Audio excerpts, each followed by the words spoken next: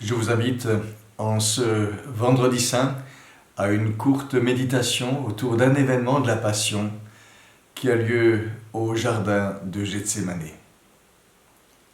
Il y avait un jardin près de la ville sainte, à l'abri des rumeurs, des cris et des complaintes. Le Fils de l'homme aimait y rechercher la paix. C'est ici qu'il priait, c'est ici qu'il dormait, s'accordait une pause, soufflait aussi sans doute, avant de repartir tout de neuf sur la route. Il y avait un jardin près de la ville sainte. Il y avait un jardin au mont des Oliviers, colline séculaire, solidement fondée. Ces arbres centenaires offraient sécurité à ceux qui, comme l'herbe, ploient de fragilité. Jésus a lutté là, en proie à l'agonie, écrasé par l'angoisse, environné de nuit. Il y avait un jardin au mont des Oliviers. Il y avait un jardin face à l'autre colline, aux formes décharnées, où l'on plante les croix. En bas, dans le vallon, des ombres à mi-voix murmurent, marchent et se rangent en prudence féline. Les voilà qui s'avancent sans détour et sans bruit, par la haine aveuglée, par un traître conduit. Il y avait un jardin face à l'autre colline. Nous sommes le jeudi soir de la Semaine Sainte. La journée a été pour Jésus pleine des derniers gestes que l'on fait, dernier recueillement matinal, dernière visite au temple, dernier repas avec les siens, dernier chant de psaume avec ses disciples. Avant de quitter la chambre haute, Jésus réunit ses disciples autour de lui pour une prière, une dernière prière en leur faveur. C'est la dernière fois qu'il les voit tous ensemble. Bientôt ils vont s'enfuir. Mais Jésus prie pour eux, eux qu'il a aimés dans ce monde, eux qu'il a gardés, eux qu'il a protégés. Garde-les en ton nom, demande-t-il au Père.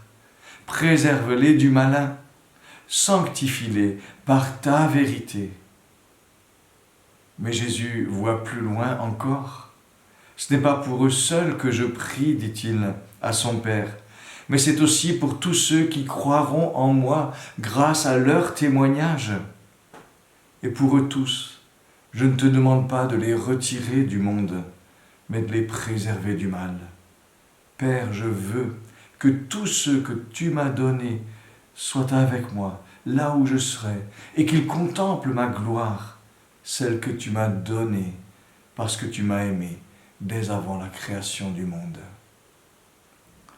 Magnifique prière de Jésus, rapportée dans Jean, chapitre 17. Ce dernier soir, dans sa dernière prière avec les siens, Jésus nous embrasse tous dans sa requête.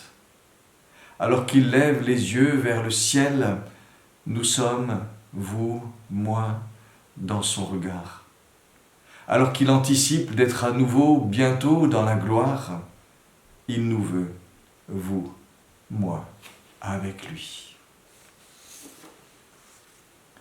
La nuit est déjà bien avancée quand Jésus et ses disciples quittent la chambre haute, les ruelles de la ville, puis la porte et le chemin qui monte sur la colline.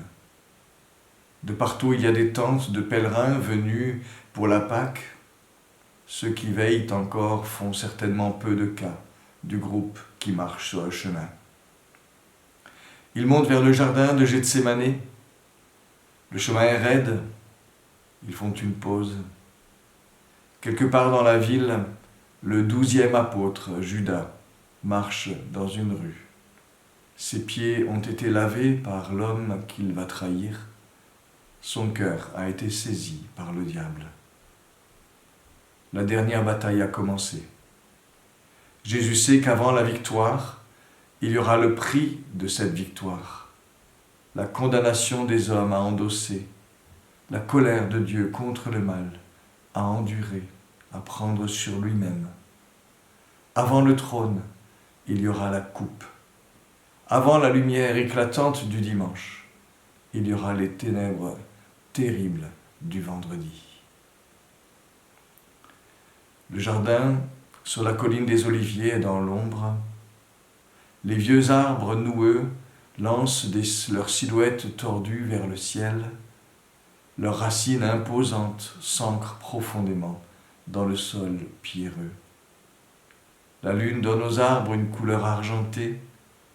Des étoiles scintillent sur le fond noir du ciel. Une brise souffle. Quelques insectes chantent. Les feuilles bruissent dans le vent. C'est lui, Jésus, au pied d'un olivier, à terre. Le vêtement trempé de sueur, à genoux, il supplie.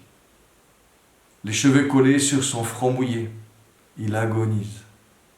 Mon âme est triste jusqu'à la mort, vient-il de dire à ses disciples, aux 3 disciples qu'il avait pris avec lui, pour qu'ils prient, pour qu'ils veillent avec lui, mais dont il s'éloigne de quelques pas, alors qu'eux sont endormis. Ce qui doit être fait maintenant, lui seul peut l'accomplir. Mais la perspective est redoutable, angoissante. Une ombre immense envahit Jésus. Les évangiles multiplient les mots pour nous faire comprendre l'ampleur de ce qu'il ressent. Il connaît l'agonie, nous dit Luc. Il commence à éprouver de la tristesse et des angoisses, raconte Matthieu. Une sorte de détresse mentale que Marc exprime avec un mot qui parle d'un étonnement total, une sorte de consternation qui laisse bouche bée devant la réalité qui se profile. Mon âme est triste jusqu'à la mort, entourée de tristesse, environnée de toutes parts. C'est ce que dit le texte. Et l'humanité de Jésus crie après une délivrance. « Père, s'il est possible que cette coupe s'éloigne de moi. » Jésus sait que ce qu'il va vivre sera immense, totalement inédit pour lui, insoutenable probablement. Il en faut plus que les coups, plus que la mort pour susciter une telle prière, une telle angoisse, un tel combat intérieur. C'est toute la face cachée de la croix qui projette sur Jésus son ombre maintenant. L'angoisse de Jésus nous dit l'immensité de ce qu'il attendait, l'immensité du prix à payer pour notre salut. Bien plus que la mort normale d'un crucifié déjà terrible, Jésus sera en plus abandonné du Père. Il deviendra le rejeté à notre place.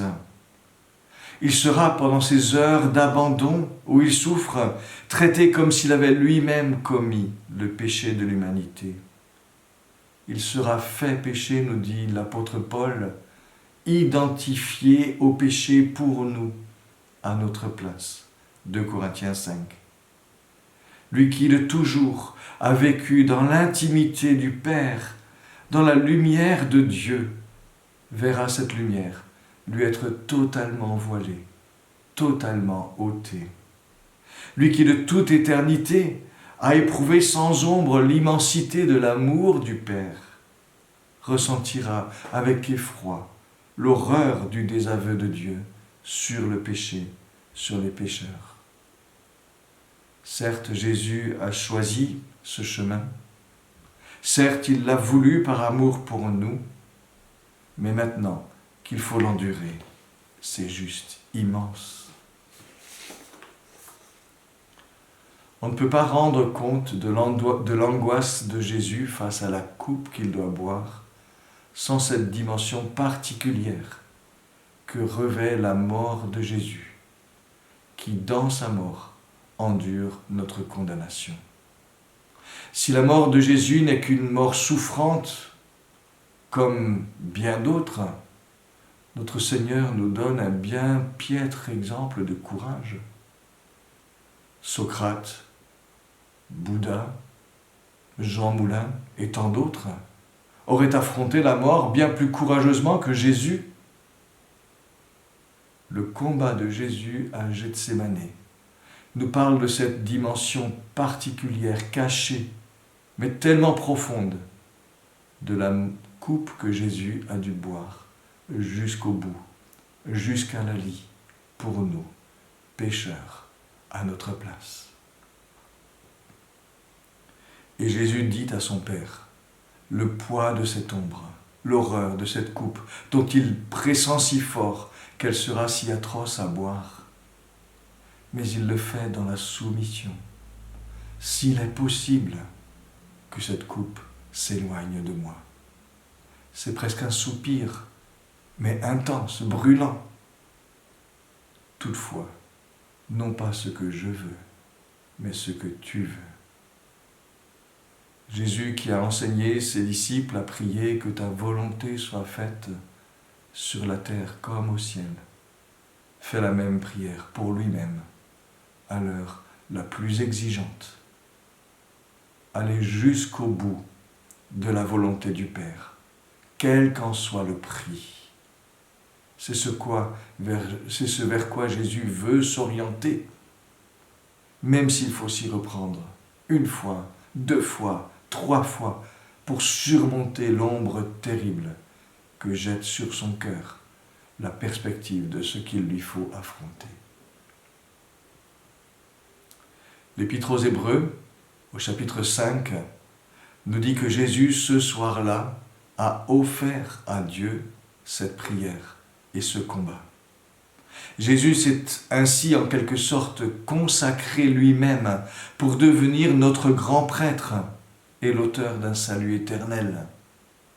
Mais il s'est consacré en acceptant de donner sa vie en sacrifice pour les péchés. C'est ce qu'indique très clairement le contexte d'Hébreux 5, qui dit qu'un grand prêtre est établi pour présenter offrandes et sacrifices pour les péchés du peuple. Jésus s'est consacré à cette mission par cette prière à Gethsémanée. Et il a été exaucé, nous dit le texte, à cause de sa piété, à cause de son respect entier de son Père dans l'amour. Dieu l'a délivré de la mort, nous dit l'Épître aux Hébreux, mais sans lui épargner cette mort, mais en lui permettant de la traverser et de la vaincre jusqu'en sa cause ultime, le péché dont la mort est la conséquence méritée.